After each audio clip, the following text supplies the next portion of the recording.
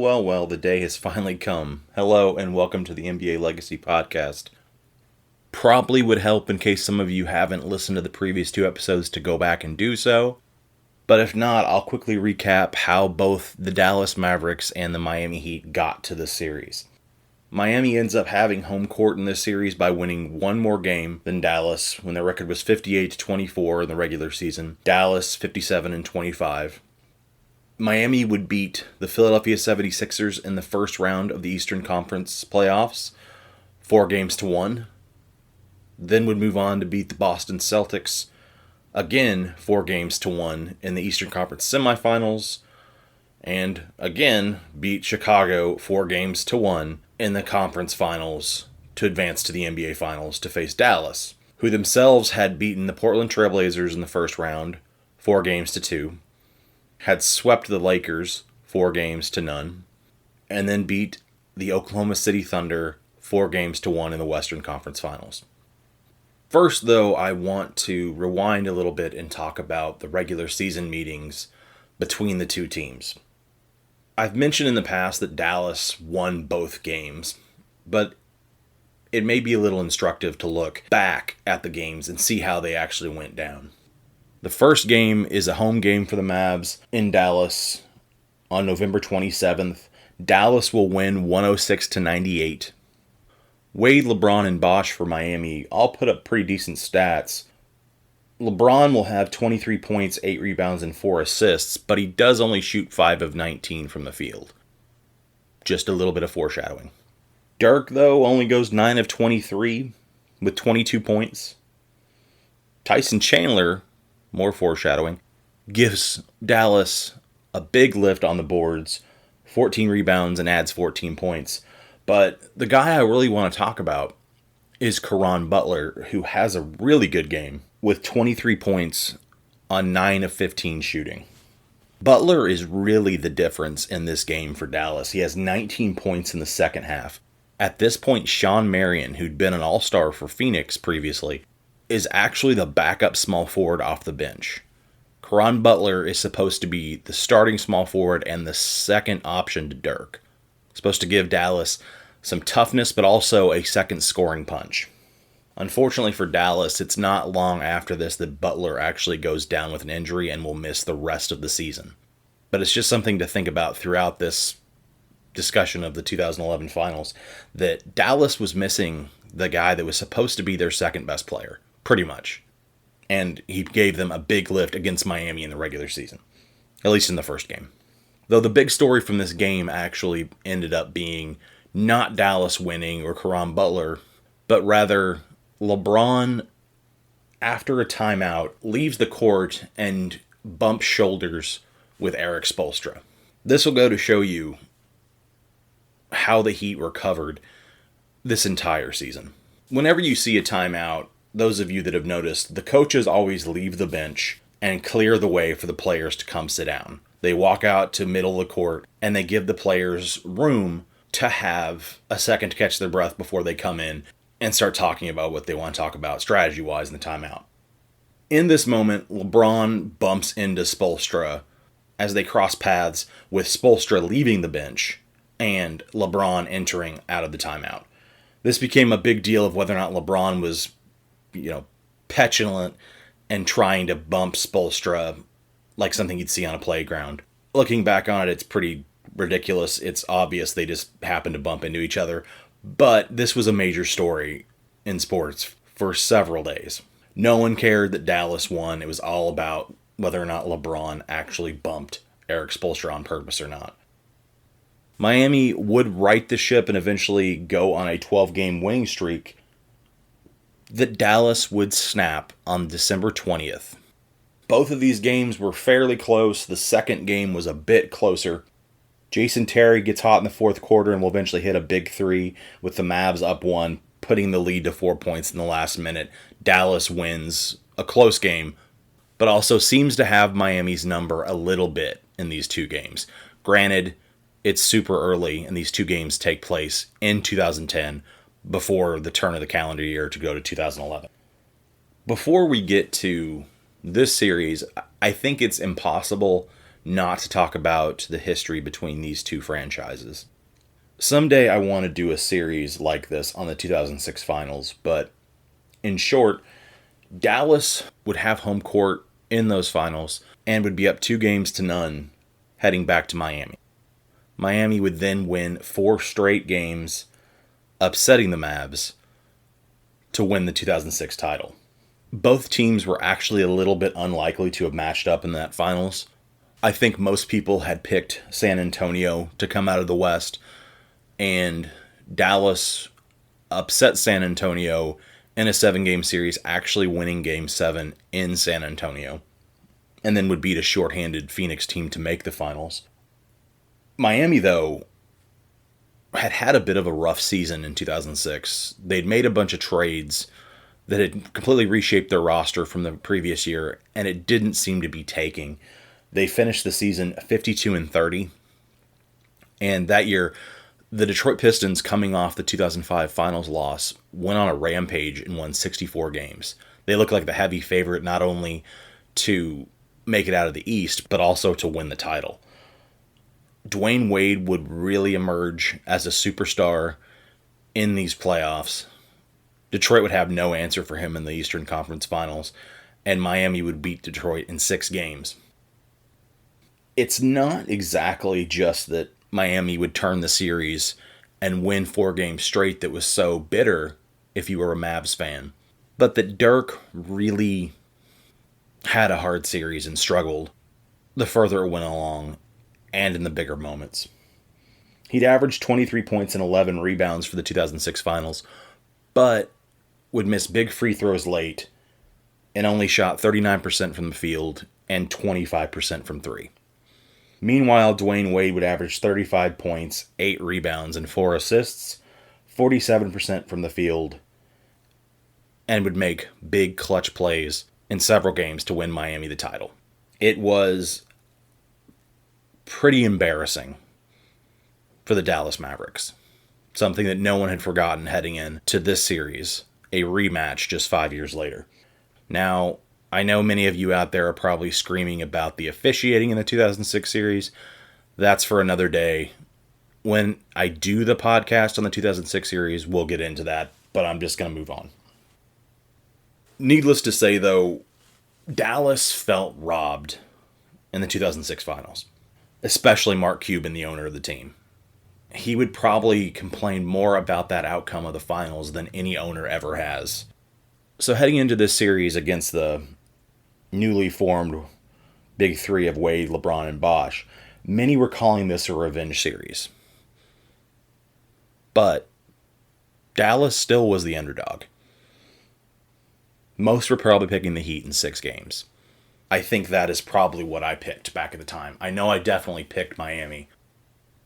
So, going into Game 1, there was a lot of talk about whether or not LeBron James was going to guard Dirk Nowitzki in the series. LeBron had done a great job on Derrick Rose at the end of games in the Chicago series previously in the Eastern Conference Finals. And there was a thought that he could do the same to Dirk for some reason. Well, Game 1 starts with Joel Anthony taking on Dirk. Spoelstra doesn't really go to the LeBron James-Dirk matchup at all in the series. Clearly apparent early that in this series, Miami having virtually 2 dead positions in their starting 5 with Mike Bibby at the point guard and Joel Anthony at the center really makes them much easier to guard. Mike Bibby, in theory, is supposed to be a threat from 3, but he does not ever get on track in this series, and Joel Anthony is not remotely an offensive threat. So you basically have 2 guys out of 5 that you don't have to guard if you're Dallas. It's a little bit archaic in the idea that today you probably wouldn't see a team in the finals have 2 virtual non-threats on the floor and be the favorite. LeBron's about the only player to get anything going for Miami. In the first quarter, he'll have 8 points on 3 of 6 shooting. Dallas will lead, though, 17-16 at the end of the first. Early on, Dallas's ball movement does yield good shots, but they're definitely playing at a slower pace, which is what Miami wants to force. Dallas would much rather play an up-tempo game with higher scoring than 17-16 in one quarter. We see Miami go to a lineup that I think should have been much more prevalent in the series for them, with Mario Chalmers, Dwayne Wade, Mike Miller, LeBron, and Chris Bosh. I think Spoelstra saw this as a lineup that would get beaten up on the boards a bit, but the spacing is fantastic for Miami. Miami will eventually build momentum and go up by 4 in this quarter, but Dirk actually, with 3 minutes to go, finally starts coming alive a little bit. He'll hit a 3 and then follow it with a ridiculous banking fadeaway. One of the things everybody remembers from Dirk in this finals run is not only the production, but just the beauty in this game. And the fadeaway he hits in the second quarter is just gorgeous. Dirk's big shot making, though, will give Dallas a 44-43 lead at the half, when it looked like Miami was probably going to pull away a little bit. Wade starts off a bit slow, shooting only 3 of 10 in the first half. Really seems to be foul baiting a bit, which is probably causing some PTSD for Dallas fans. Overall, the first half of Game 1 really feels like a filling out period.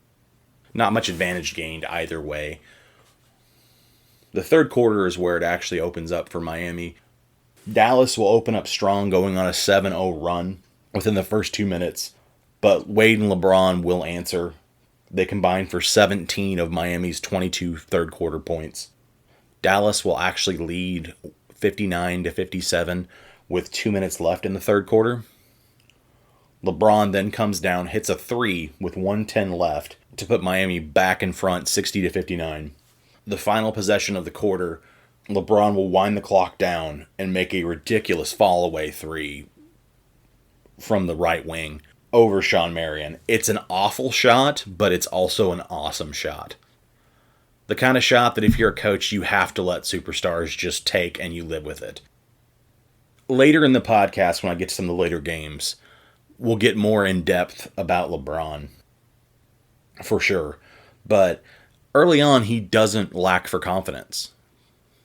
He takes that shot and with all expectations of it going in. It actually reminds me a little bit of a game winner he will make against Golden State a few years later for Miami, where LeBron will take an awful 3 over Iguodala at the buzzer and just drain it in Golden State. It's probably one of his more famous game winners he'll have in his career. And LeBron takes it with the ultimate confidence in this Game 1.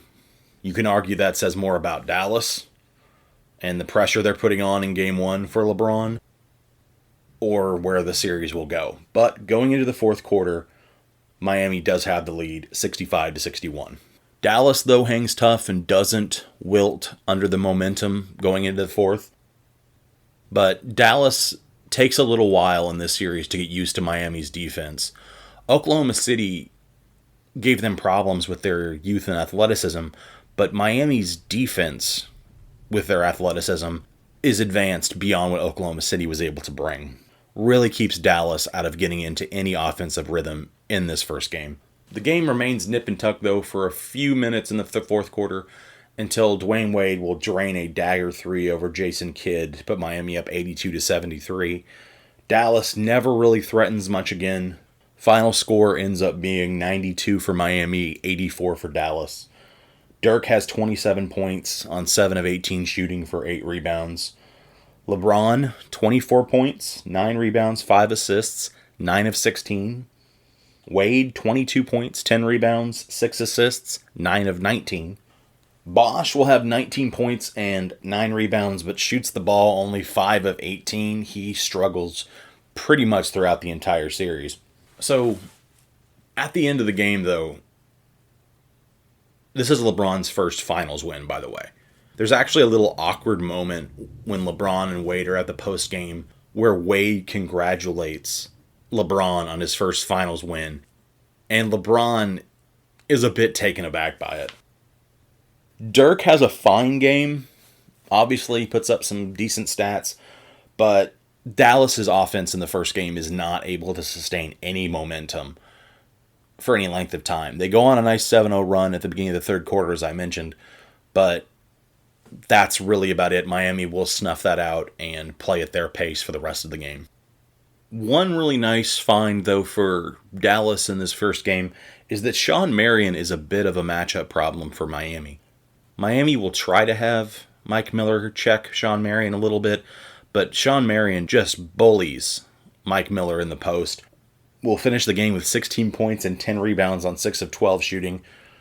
Kind of goes forgotten, but Sean Marion will end up having a really nice series. Wade will have made a lot of the big plays in the fourth quarter for Miami, but was a little erratic in the first 3 quarters. LeBron actually is the best player in this game. I feel so weird anytime I actually praise him through this series. But in this first game, LeBron James is the best player on the floor. LeBron actually makes 4 out of 5 threes in this game and will have a true shooting percentage of 71%. Has a fantastic game. Back when he would run Grantland for ESPN, Bill Simmons would have an interview with Tyson Chandler on his podcast and would ask Tyson Chandler when they knew they were going to beat Miami. And he actually says after game 1, even though it's a Dallas loss, he said he felt that Miami wasn't going to be able to withstand what he called their waves throughout the series. Meaning depth, meaning Dallas was able to throw more guys at Miami than what Miami would be able to withstand. While the game is certainly rough for Dallas on the offensive end, and they have issues with Miami's scrambling defense, in the 7-0 run Dallas goes on in the first few minutes of the third quarter, you can see kind of what Tyson Chandler is talking about. That there is an explosion to Dallas and their ability to move the ball and hit threes that Miami is going to struggle with throughout this series. But at this point, Miami is still up 1-0. And it looks like for all of us that picked Miami to win the series, that Dallas is going to really struggle to contain the Stars for Miami. Dallas will come out much better in the first quarter of game 2. They'll actually lead 12-6 after the first 4 minutes. But Miami will answer with a run of their own. LeBron will make a 3 that puts Miami back up 14-13 early. One thing that goes a little under talked about, though, in this run for Dallas and Dirk, I think one of the big things that changed for Dallas and why they were able to be successful in ways that previous years they were not, Dirk actually becomes a pretty good playmaker in this run. Where before he was more of a shot maker and a scorer, Dirk will actually look to set guys up and make good passes. It's a really fun first quarter to go back and watch, and it ends up being tied at the end, 28-28. Both Wade and LeBron score 8 points. Dirk only has 4 points, but like I said, he really does well passing in the first quarter. Even though Miami has 3 guys that can score, Pat Riley, after leaving Magic Johnson and the Showtime Lakers, always had a grind-it-out, slow, methodical team, be it in New York or in Miami. Since we're doing a retrospective podcast, I guess it's fine to look back and say that probably wasn't the best strategy for the talent that they'd put together with Wade, LeBron, and Bosh. But this is the team they have, and this is how they play, and they've made it to the NBA Finals. In the second quarter, JJ Barea will start getting on track a little bit, gets into the paint, allowing Dallas to build a 6-point lead. There's a little bit of a myth about this series that I guess I'll address right now, that Dallas beat Miami by going zone. They will do this occasionally to disrupt Miami, but Dallas's defense in this series really is mostly man-to-man. They don't play zone exhaustively. Wade will have a huge second quarter. 13 points, 5 of 7 from the field. Has 2 back-to-back dunks that gets Miami right back in the game. It seemed like Dallas might start to pull away a little bit, and Wade coming in and giving him the scoring punch that he does really keeps Miami in the game. They seem to be teetering a little bit in the second quarter. While Wade will be brilliant this quarter, you start really seeing the crux of this whole series, in that for Miami to win this championship, Wade and LeBron are going to have to make special plays. And if they don't, Dallas is going to win. Wade, for all his brilliance in the second quarter, Dallas hangs tough and leads almost the whole quarter. 3:51 left in the second quarter. Jason Kidd feeds Tyson Chandler on a drive for a point-blank layup. Dallas goes up 49-42. Wade will then miss a layup on the other end and argue with the referee instead of getting back. Sean Marion gets a hit-ahead pass, layup, 51-42, 3 minutes left. Really looks like Dallas is building momentum and should start pulling away. Might actually should have been up more than they were. But Dallas really has an inexplicable last 3 minutes of the quarter. Bad fouls allows Miami to get right back in it. Wade will hit a three with 25 seconds left to tie the game after Dallas had been up 51-42 with 3 minutes left. They should have been up double digits going into the third quarter. Instead, the game is tied 51-51 at half. Not a great sign for Dallas that the first score for either team in the third quarter is a Wade to LeBron fast break dunk. Miami's first lead since the start of the second quarter. Dallas has multiple turnovers to start the second half. Sloppy allows Wade and LeBron to get out in transition. Miami will build a 57-52 lead that leads to a Dallas timeout. Doesn't really change much of the momentum. Wade will kill Jason Kidd on a post-up dunk. Just spins and obliterates him at the rim. No help. You really start to sense in this third quarter that Miami's athleticism is giving Dallas problems and that they're starting to take over. Miami will be up 8 points with 3 minutes and 40 seconds left in this third quarter. Wade will get fouled on back-to-back possessions, splitting both trips to the free throw line, but still gives Miami a 10-point lead, 71-61 with 3 minutes left. But Dallas will battle back a little bit, cuts the score down to 4 with 1 minute and 9 seconds left, and then LeBron just crushes a huge dunk with 18.9 left on the clock. Score is 75-69. Miami still in the lead. And Jason Terry will pull up for a mid-ranger to cut the score to 4 at the buzzer going into the fourth. Now, this is probably when most people would say that this final series really starts in this next 12 minutes. The fourth quarter, though, doesn't start out well for Dallas. They have a lot of ugly turnovers. Wade will get a fast break dunk, really starting to feel like the Heat are building momentum to pull away and go up 2-0 in the series. It doesn't really get much better for Dallas in the next few minutes. Bosh will make a putback dunk off a Chalmers missed corner three. The lead is 10 points with 7 minutes and 52 seconds left. Dirk has not been really effective to this point in the game. Right after the Bosh dunk, he will turn the ball over, leads to Jason Terry having to foul Wade on the break, and Wade makes both free throws, 85-73, 7 minutes and 37 seconds left. Next possession, J.J. Barea will miss a three, but Dwayne Wade will come down and make a three in the corner, putting Miami up 15 points, 88-73. Now, after this three that Wade makes in the corner, he holds his hand up in the air, holding his shooting motion, and stares at the Dallas bench. Many Dallas players will point to this moment and this showboating by Wade that they all agreed they're not going out with getting dunked on and having threes hit on them in their face, right?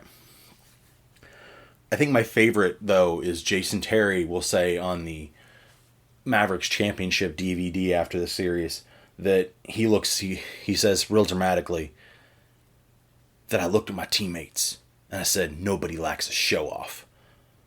Now, that's all well and good, and it is a bit of a jerk move for Wade to do this, and an interesting what if he doesn't show off here and just runs back on defense. Does it change the next few minutes for Miami? Now, I want to remind you that Jason Terry has a nickname. It's called the Jet.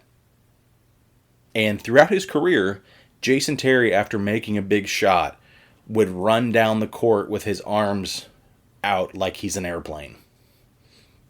kind of a little bit ironic that he's complaining about showboating. But regardless, Miami is up 15 at this point and look to be in the driver's seat in this series. And about to go up 2-0.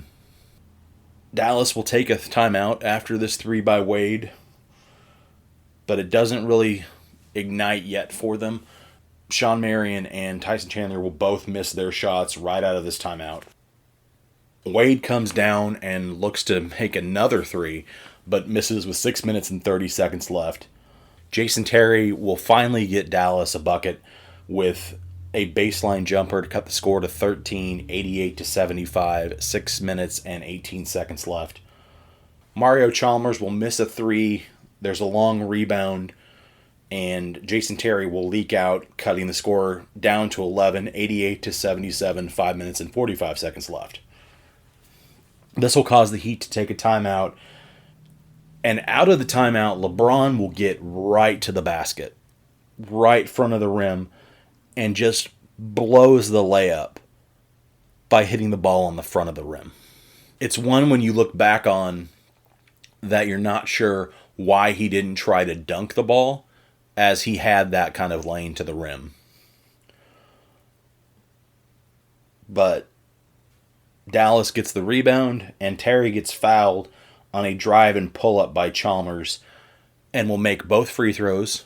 Miami is still stuck at 88, but Dallas now has the lead cut to under 10 points with 5 minutes and 21 seconds left.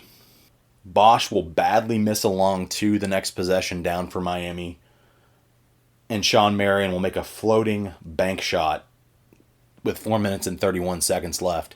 Score is 88-81. Miami still with a 7-point lead. At this point in the game, you really start to feel Miami tense up. That instead of playing loose like they were when they started to build their lead, that they're starting to really sense the game turn, and they're not playing to build their lead, but rather not to lose it. LeBron will get to the basket, though, and get fouled by Tyson Chandler with 4 minutes and 10 seconds left. He will make both free throws, giving Miami a little bit of relief, pushing the lead back to 9 points, 90-81. But the next possession down, Miami will run a double at Dirk, and he makes a great pass to Jason Kidd at the top of the key. Kidd will make a 3, cutting the lead down to 6, 3 minutes, 51 seconds left. Everything is slowing down for Miami at this point. Nothing is easy, and they're getting into their offense at the end of the shot clock almost every time down the floor.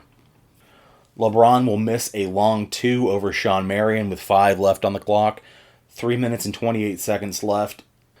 Dallas takes the ball down the floor, and Jason Terry will make a tough pull-up over Mario Chalmers, cutting the lead to 4, 90-86, 3 minutes and 11 seconds left.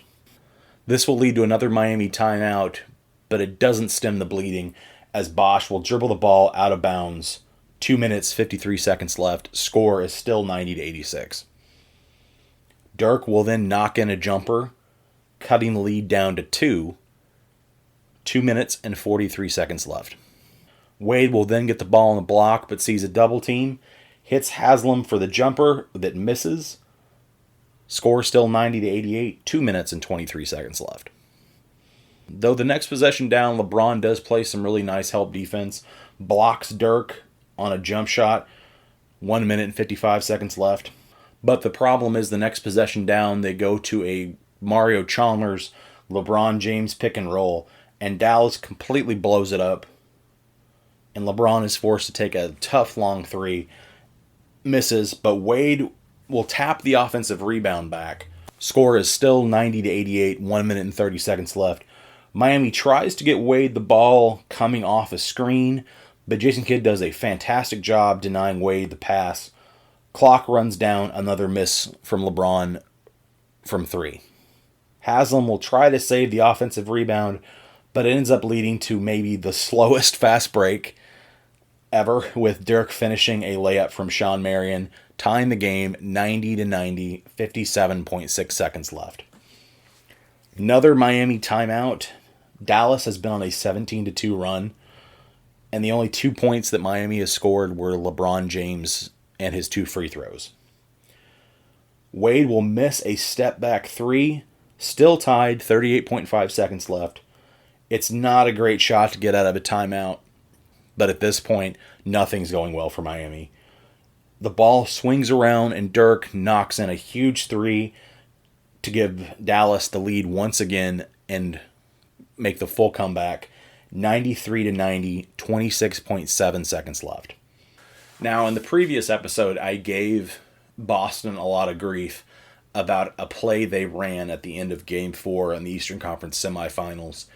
And I have to do the same here for Dallas and Jason Terry on this next possession for Miami. LeBron is inbounding the ball, and all the defense sucks to Dwayne Wade. The idea is clearly to get Wade the ball at the top of the key. The only problem is that Jason Terry, in seeing this, completely ignores Mario Chalmers running to the far side corner and just stands at the top of the key with Wade. LeBron sees this, rifles a pass to Chalmers in the corner, who drains a three with only about a second taken off the clock to tie the game. 24.5 seconds left. Just an awful mistake from Jason Terry on defense at the end of this game. Wade is clearly your main threat, and you got to watch for that, but you can't leave a guy who is a decent three-point shooter in Mario Chalmers completely wide open in the corner. Dallas comes out of their timeout, winding the clock down. They get Dirk the ball at about the three-point line, and Bosh meets him, but gets blown by. Dirk lays in the ball on a pretty famous play from the series to give Dallas the 95-93 lead with 3.6 seconds left. If you've been paying attention with all this regurgitating this play, that play, you'll notice that Miami's taken a lot of timeouts to try to stem this Dallas run, and at this point they have no more timeouts. So they have to inbound the ball from the other side of the court instead of being able to advance it to half court and set up a good shot. Wade, though, does get a decent look at a three-point heave, but it doesn't go, and Dallas pulls off the comeback to tie the series at one game apiece. Final score, 95-93. Miami will score just 5 points in the final 7 minutes and 15 seconds of this game. The LeBron free throws and that Chalmers three are it. Dirk will go 10 for 22 for 24 points, 11 rebounds. Really rough the first three quarters, but comes up big at the end of the game. Makes a really huge three and the classic layup that'll be shown as a part of his highlight package till the end of time. He does get a lot of help, though, in this game. Sean Marion has another nice game. 9 of 14, 20 points, 8 rebounds. Tyson Chandler, 4 of 6, but has 13 points and 7 rebounds. Jason Terry has 8 big points in this fourth quarter to help Dallas come back and really ignites Dallas to make their run after that Wade 3 that put them down 15 points. LeBron comes down a little bit from the first game. 8 of 15 shooting, 20 points and 8 rebounds. Bosh continues to really struggle. 12 points on 4 of 16 shooting. In these first two games, Chris Bosh will only make 9 of 34 shots. He is really struggling early. Wade, though, ends up having a huge game. 36 points, 5 rebounds, 6 assists, and he's devastating throughout 3 quarters for Dallas. They have no answer for him at this point. And if Miami had been able to hold on to win this game, he absolutely would have been the star of the night. It's not as awful of a collapse as I remembered. Dallas almost has no empty trips at the offensive end in this entire run. They make a lot of tough shots, and it was probably more about what Dallas wasn't doing that allowed Miami to get up by 15, more so than Miami just decimating Dallas. In this game, and mainly throughout this series, you'll start to see that Miami's lack of pecking order really comes back to hurt them. They play free and easy through the first 41 minutes of this game. But when things get tight, they revert back to your turn, my turn offense with the big three guys. With this collapse, it's easy to look back and see how the habits they formed in the regular season that cost them big leads and would lead to bad losses to teams like Utah in the first part of the year and blowing a 24-point lead to Orlando would come back to manifest. Dallas completely understands who they are and what they need to run in these tight moments where Miami starts to look around and go, well, okay, we'll go to Wade. That didn't work. Well, now it's LeBron's turn. Okay, he missed the layup. We'll get Bosh on. No, he can't make that. And then it starts to cycle over again, and it becomes a spiral. The only player, honestly, in this game for Miami that probably didn't get tight was Mario Chalmers. Great read from LeBron, but also, even though he's open, that Chalmers 3 to tie it, it's still a really huge shot for a guy who's only in his third year. On the game-winning layup that Dirk makes over Chris Bosh, I really think it was a mistake for Spoelstra not to put Udonis Haslem in the game to check Dirk and instead to go with Chris Bosh. Dirk is able to go by Chris Bosh pretty easily throughout this series. It's not so much that Dirk is super fast, which he obviously isn't. It's that he has a lot more heft and size on Chris Bosh. Haslem has more fight to him. I would think if you were to sit Spoelstra down now, he would tell you at the end of that game he would probably should have went with Haslem there. But he didn't, and the series is tied. Dallas with a huge comeback that'll be remembered for a long time. We move on to Game 3, and Dallas is now in this series. Early on in the first quarter of Game 3, the score won't reflect it, but I really think you start to see Dallas finding their footing against Miami defensively. Wade will make two breathtaking shots, degree of difficulty, easily a 10, if not higher. And he's very aggressive from the start. But Dallas will lead early, 14-13, with 5 minutes and 47 seconds left in the first. To this point in this series, I don't think you can really say LeBron James has been bad. As I said, I think he was the best player in the first game. Game 2, he was a bit of a bystander in the collapse for Miami. But the biggest worry at this point for him is that he's only shot 6 free throws through the first 2 games. Miami clearly has a game plan for trying to get to the rim, which makes sense with the players they have, obviously, and not settling for jump shots. But it's a scary thing that LeBron is not drawing fouls and getting to the line. That said, though, Miami will go on a 7-0 run to close the quarter. In the last 55 seconds, a big dunk from LeBron and a buzzer-beating heat from Chalmers gives Miami a 29-22 lead heading into the second quarter. And their momentum carries over into the first minute. Chalmers will make a 3 with only 53 seconds gone by, pushing Miami up to 10. The lead will grow as much as 12, and Dallas will then go on a 7-0 run of their own with some nice plays from Dirk. 7 minutes and 16 seconds left in the second quarter. Miami, though, still leads 34-29. And Dwayne Wade really gives Dallas problems in this quarter. They cannot keep him out of the paint. Wade will end up with 19 points in the first half, shooting 8 of 13. 11 of those points come in this second quarter. But you really start to see in this quarter that while Joel Anthony would give Miami nice moments in the series previous to this, that having a matchup with a center that is much better, much more active, and much more talented, frankly, in Tyson Chandler, really starts to expose Miami's lack of depth and poor roster construction, at least when it comes to the center position.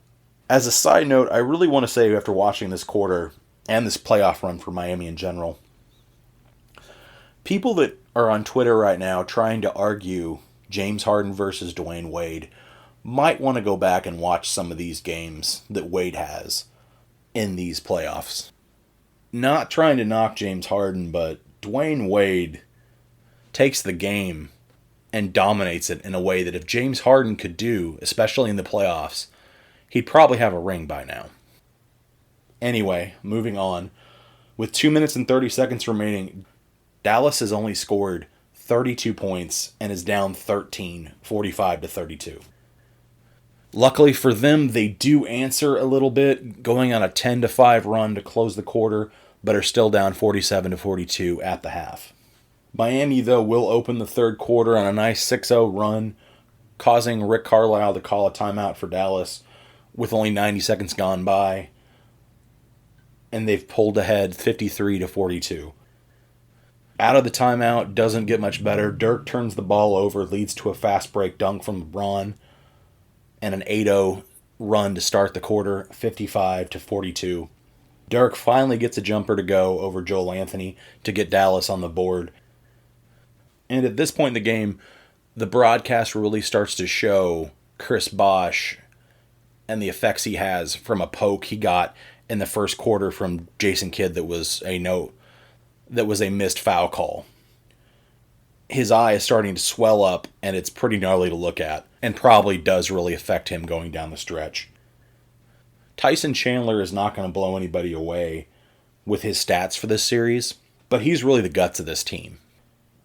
He'll block a Wade jump shot with 8 minutes and 25 seconds left in the quarter, and his type of reaction and emotion to making a big play like that, it just gives Dallas an edge that they hadn't had in years past.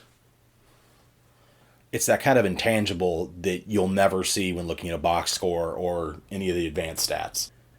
But Miami is still up 10, 55-45. And Chandler will then completely shut Chris Bosh down on the block in a post-up attempt, leading to a fast break that ends up with a Kidd 3. Dallas cuts the lead down 55-48, 7 minutes and 30 seconds left. You can look at this sequence in this third quarter, and even though Miami will go on to win this game 3, it shows you the effort on D and the ball movement and the teamwork that leads to Dallas winning this series. Dirk will then drill a trailing 3, which used to be a bit of a patented shot for him. Since he's really doing a lot of damage in the post in this playoff run, he doesn't take a lot of those anymore, like he did, especially back when he played with Steve Nash early in his years in Dallas. But the lead gets cut down to 4, 55-51, 6 minutes and 78 seconds left. Wade has a really nice drive and layup that answers, keeps Miami ahead, 6 minutes, 39 seconds left. Game goes back and forth for the next couple minutes. Dirk will hit a beautiful one-legged jumper over Wade that cuts the lead down to 2, 57-55, 5 minutes and 4 seconds left in the third quarter. The momentum really does start to seem like it's swinging Dallas's way with how they've been able to withstand Miami's big run to start the quarter. LeBron will then front rim a long 2, which leads to a Dallas fast break and a Marion layup, tie game, 57-57, 4 minutes and 37 seconds left. In this quarter and the Dallas run, LeBron is pretty absent, but in his defense, Wade does really dominate the ball. Jason Terry will make a jumper that will actually give Dallas the lead after being down early in the quarter, 59-58, 3 minutes and 9 seconds left. LeBron, though, will knock down a 3 to give Miami the lead back, 61-59, and Miami will hold the lead going into the fourth quarter, 67-64. Game goes mostly back and forth to start the fourth quarter. Dirk will hit a 3 that ties the game back for Dallas, 70-70 with 10 minutes and 21 seconds left in the fourth. LeBron will come down the next possession and make a beautiful laser pass to Bosh off the pick and roll for a dunk, 72-70, 10 minutes and 3 seconds left. Haslam and Chalmers will score on back-to-back possessions for Miami, giving them a lead of 79-72, 7 minutes and 18 seconds left. For the next few minutes, the game will go back and forth, with Miami holding a slight lead until Wade will drill a 3 to push Miami up 84-78 with 4 minutes and 34 seconds left. At the end of this game, most of Miami's offense really is an attempt to get Wade to attack Jason Kidd, but a couple of bad fouls from Miami allows Dallas to hang around. The score is 84-81, 3 minutes and 4 seconds left. Dirk will cut back door for a dunk to tie the game, at 2 minutes and 26 seconds left, 84-84. Wade will answer with a really nice long two. Big time shot, 86-84. Miami leads. But Dirk will absolutely match Wade the next time down with a double pump fake fadeaway over Haslam. Time the game again, 86-86, 1 minute and 41 seconds left. The next possession, Wade will have the ball and Dallas will run a trap. Wade is able to release the ball to LeBron, who immediately passes it back to Wade. Dallas blows up a Bosh Wade pick and roll, and Wade is forced to throw LeBron a pass with the shot clock running down. Shawn Marion blocks LeBron's attempt with 1 left on the shot clock. On the replay, though, it is really obvious that LeBron James gets fouled by Shawn Marion on the block attempt. No call, 1 minute and 117 seconds left. Jason Terry will miss a corner three with 57.4 seconds left. And what will be the game-winning shot? Wade and LeBron run pick and roll. Dallas doubles Wade. Wade passes to LeBron at the free throw line. And LeBron fires a dart pass to Chris Bosh for a baseline jumper. Miami takes the lead, 88-86, 40 seconds left. Next possession down, Dirk will throw the ball out of bounds when misreading a double team. Turnover, 30 seconds left. Miami has the ball. Although Miami will not get a great look, LeBron will miss a long two to keep the score. Still only 2 points at 88-86. Dallas will have the ball at 4.4 seconds left on the clock. And this time, instead of putting Chris Bosh on Dirk at the end of the game, Spoelstra goes with Haslam, and Haslam does a much better job. Instead of being able to get to the basket like he did at the end of game 2, Haslam is able to force Dirk into taking a long two, tough shot, and a miss. Final score, 88-86, and Miami takes a 2-1 lead in the series. Dirk will actually have a really nice game. 34 points, 11 rebounds, 11 of 21 shooting. LeBron doesn't shoot the ball well, but does make a really nice pass at the end of the game to get Bosh that open jumper that eventually wins Miami the game. 6 of 14 shooting, 17 points, 9 assists for LeBron. Wade, 12 of 21, 29 points and 11 rebounds, continues to just shred Dallas's defense. Bosh improves a little bit, 18 points, 7 of 18 shooting, but he does make the huge shot at the end for Miami.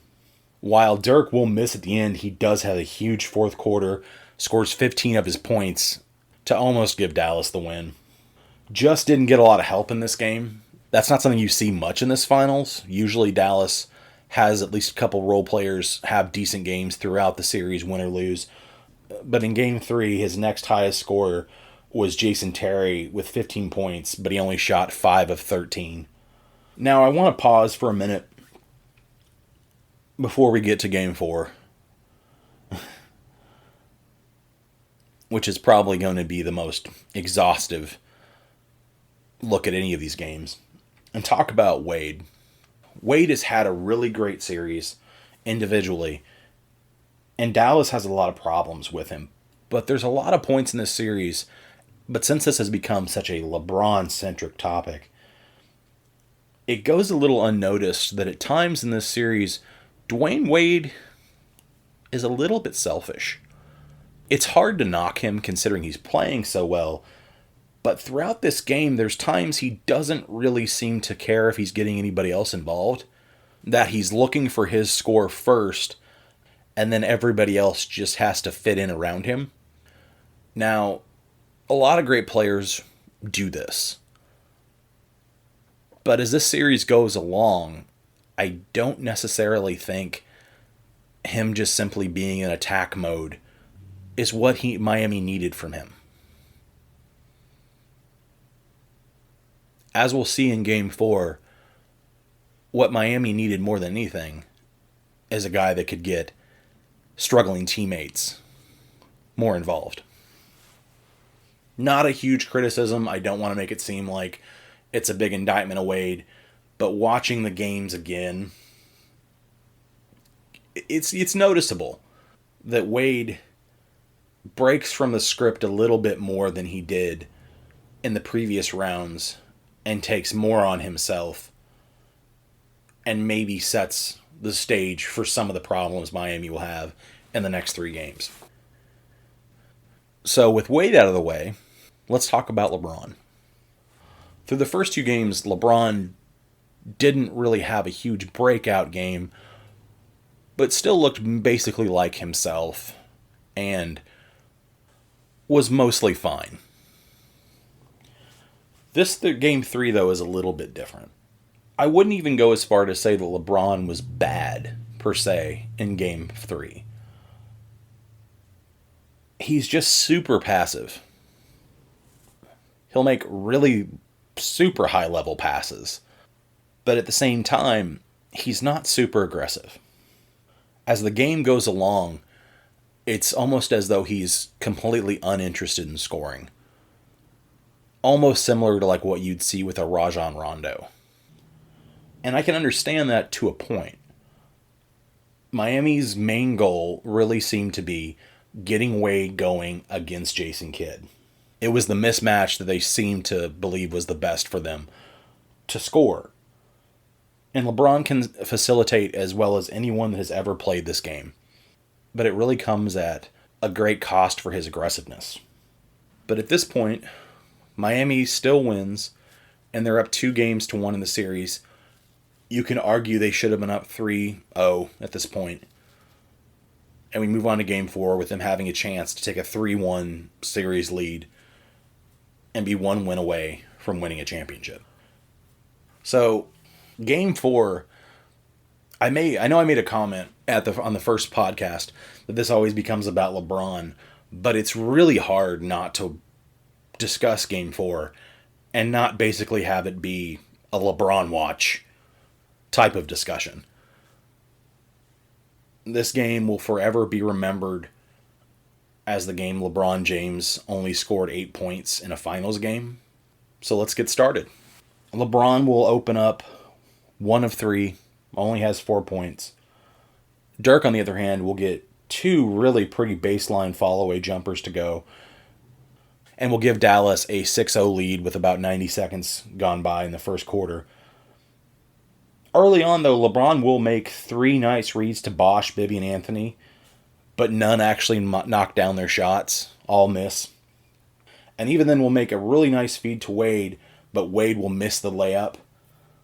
Bosh makes the tip-in, though, getting Miami going a little bit. Dallas still leads 6-4.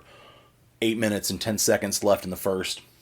One interesting move in this game is that Rick Carlisle for Dallas will take Deshaun Stevenson out of the starting lineup and replace him with J.J. Barea to try to get more offense generated and be able to get to the rim.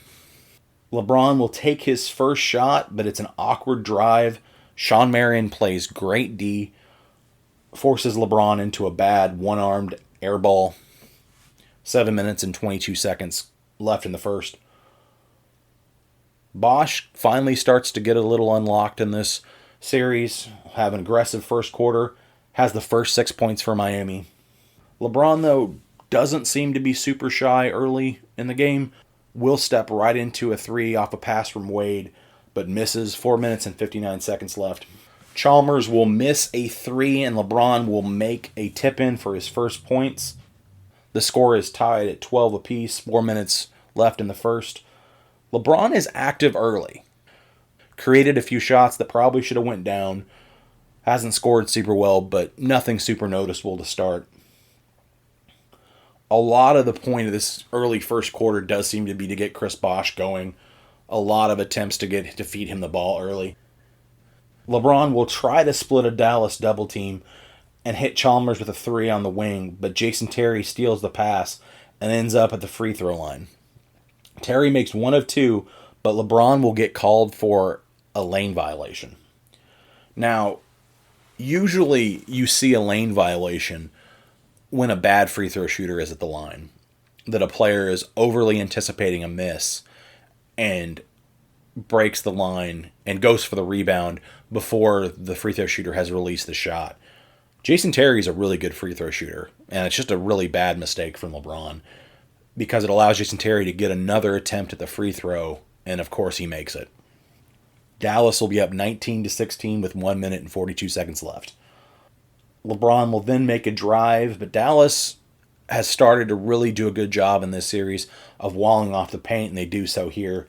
Forces LeBron into an awkward pass to Haslam, who will airball his shot, 1 minute and 13 seconds left. LeBron probably could have shot a floater here, but neither option is really great. You have to give credit to Dallas's D here. And what will become a pretty famous flop from LeBron on the next possession down, there's some extreme embellishment, I guess is how I would put it. On a drive, LeBron sells the call, gets fouled by Brendan Haywood, and makes both free throws, putting Miami actually up 21-19 with 18.8 seconds left. But Haslam will foul Barea, allowing him to make 2 free throws of his own, tying the game at 21 apiece going into the second quarter. Miami will actually open up on a nice 7-0 run to start the second quarter. LeBron does a nice job of actually being able to break Dallas's defense a little bit here and getting into the paint, which will lead to Chris Bosh getting an easy score and Mike Miller missing a wide open 3 in the corner. But Deshaun Stevenson will have his best game of the series. He'll score 11 points in this quarter, hitting 3 of 4 from 3, and really keeps Dallas in this game and probably from falling down by double digits in the second quarter. Miami has a pretty decent lead throughout the second quarter. They'll call a timeout, being up 34-29 with 6:50 left. And out of this timeout, the ball is inbounded to Joel Anthony. Tyson Chandler deflects a pass to LeBron into the backcourt. Anthony will recover the ball, but get it to LeBron with 10 seconds left on the shot clock, well into the backcourt. LeBron tries to drive the ball hard, but Jason Kidd slides in front of him at the three-point line, draws a charge, 6 minutes, 37 seconds left. It's a really ugly possession for Miami. LeBron is put in a really tough spot. It's a bang-bang call. LeBron may have an argument when you go back and watch the replay that Kidd didn't quite get there. But it's another moment of Dallas preventing LeBron from getting going and getting to the basket. Dirk will tie the game with his patented one-legged shot, 34-34, 5 minutes and 23 seconds left. This is included in what is ultimately a 9-0 run that puts Dallas up 38-34 with 3 minutes and 59 seconds left. This will force Miami to take another timeout, and out of this timeout, they run a post-up for Wade on Deshaun Stevenson. Wade makes a flip shot to finally break Dallas's run with 3 minutes and 42 seconds left. Empty possession for Dallas. LeBron will make a bullet pass to Joel Anthony for a dunk, 3 minutes and 12 seconds. LeBron will then make another really nice assist to Dwayne Wade off a cut, 2 minutes and 31 seconds left. Miami's able to stabilize here in the last few minutes and ends up leading 47-45 at the half.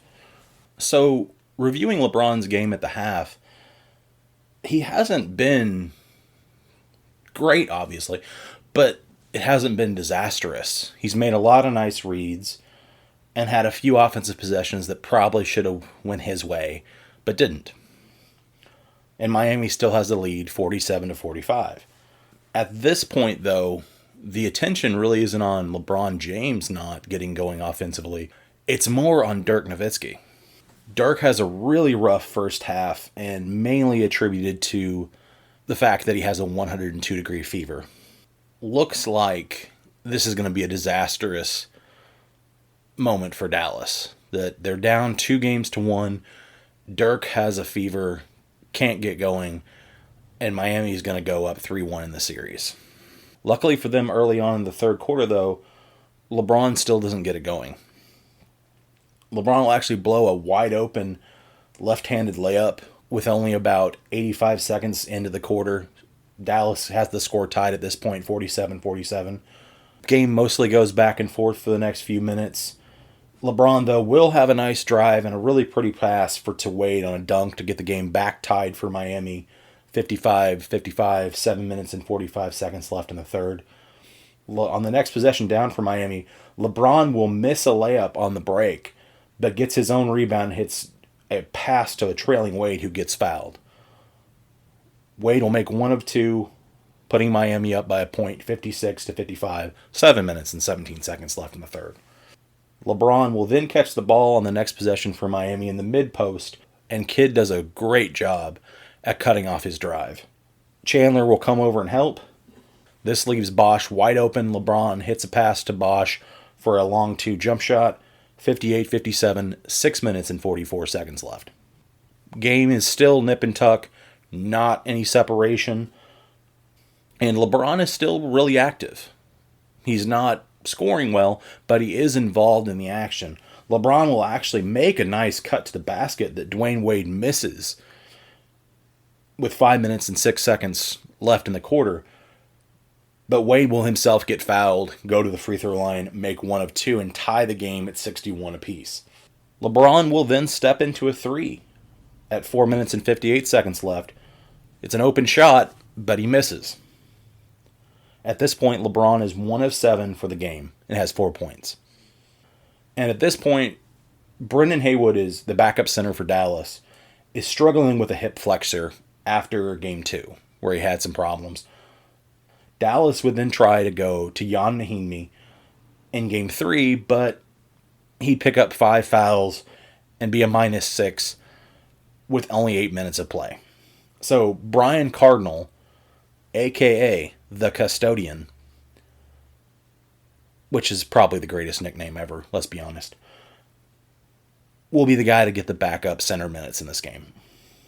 When Cardinal checks in, Miami immediately tries to go to Bosh and have him attack Brian Cardinal.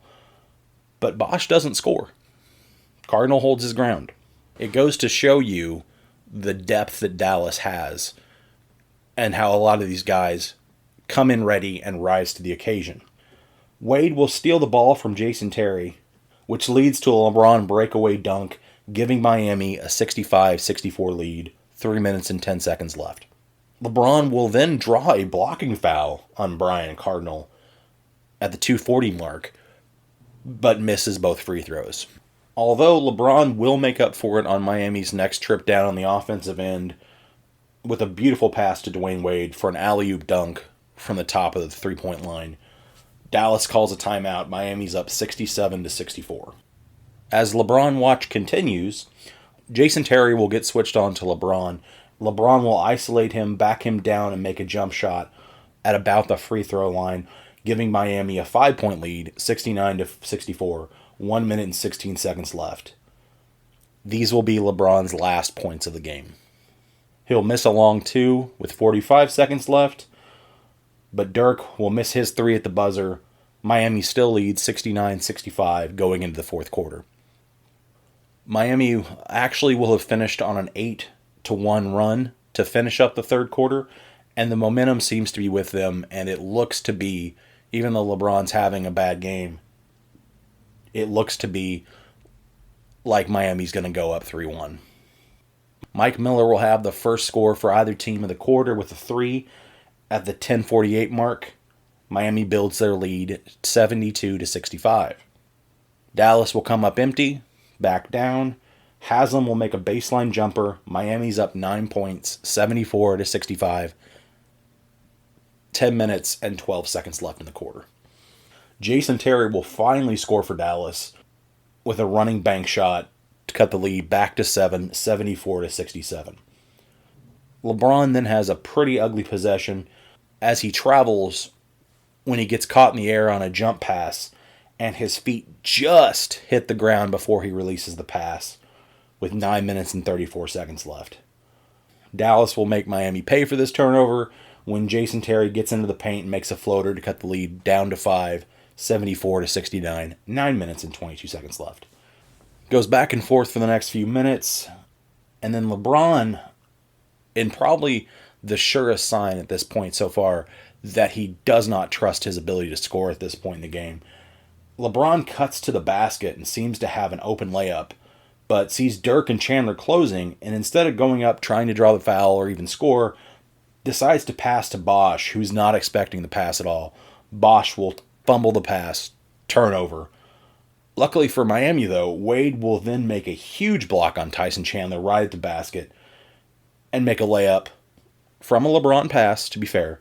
78-73. Miami still leads 7 minutes and 25 seconds left. Dallas continues to work away slowly at the lead for the next few minutes until Tyson Chandler will get a putback offensive rebound to cut the lead to 1 point, 78-77, 5 minutes and 40 seconds left. Miami will have an empty possession next time down, and Jason Terry will actually get a breakaway off this possession and barely avoids LeBron for his patented chase down block and gives Dallas the lead 79-78, 5 minutes and 11 seconds left, coming back from down 9 earlier in the quarter. Wade will try to break a double team. As I said at the end of Game 3, there's a few moments in this series where, granted, I know LeBron and Bosh haven't had the best series, but he has way too much talent on the floor to try to fight double teams. And it's kind of a bit of a selfish play. Leads to a turnover out of bounds. Dallas ball, 4 minutes and 48 seconds left. In this quarter, Miami will have 6 turnovers, 3 of which come from Dwayne Wade. LeBron doesn't have a great game, but Miami still should have been able to overcome that and win. This collapse is on the entire team, like it was in Game 2. LeBron will play pick and roll with Chris Bosh, finds an open Haslam that swings a pass to Mike Miller in the corner, but Mike Miller misses a 3, 80-78, 3 minutes and 35 seconds left. Both teams seem a little bit tired at this point. They start coming up empty. The score still is 80-78 with 2 minutes and 40 seconds left.